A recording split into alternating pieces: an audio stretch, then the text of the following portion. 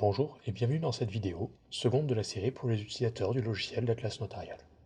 Avant d'entrer dans la rédaction d'actes et la gestion du dossier, il convient de vous présenter les grands principes de l'Atlas Notarial.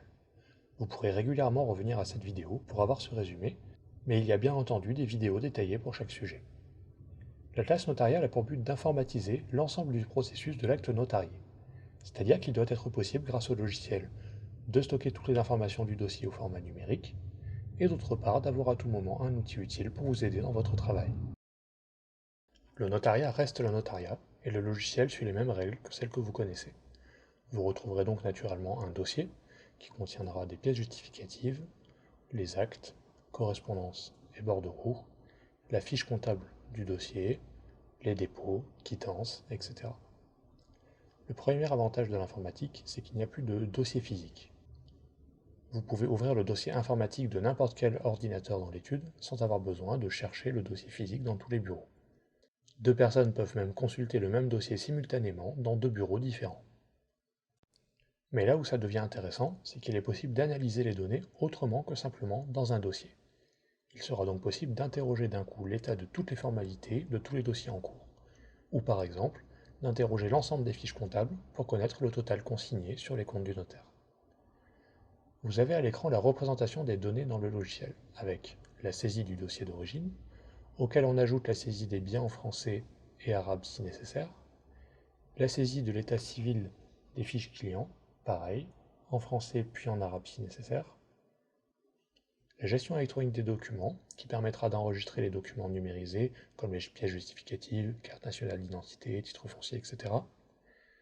À partir de là, vous allez pouvoir commencer à générer des documents, comme par exemple les correspondances et les actes.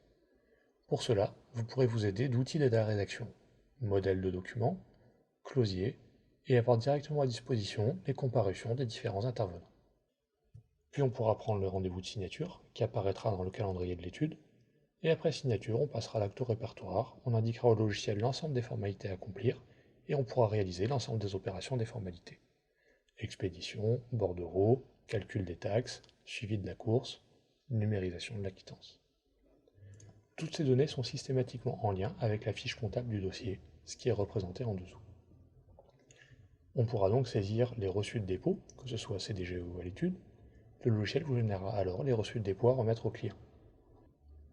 Les décharges ou attestations de versement lorsque vous aurez payé le vendeur.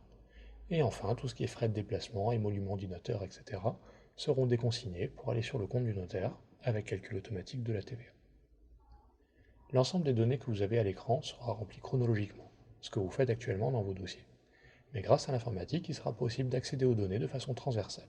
C'est le principe des tableaux de bord, ici représentés en rouge. Le calendrier de l'étude permet de consulter l'ensemble des signatures prévues dans tous les dossiers. Le suivi des formalités permet de suivre l'ensemble des formalités dans tous les dossiers, dans toute l'étude. Et au niveau comptabilité, certes nous avons la fiche comptable du dossier, mais on a aussi la possibilité de consulter l'ensemble des sommes consignées sur le compte du notaire, ce qui permet de vérifier rapidement que l'argent disponible sur le compte bancaire couvre bien l'ensemble des frais prévus.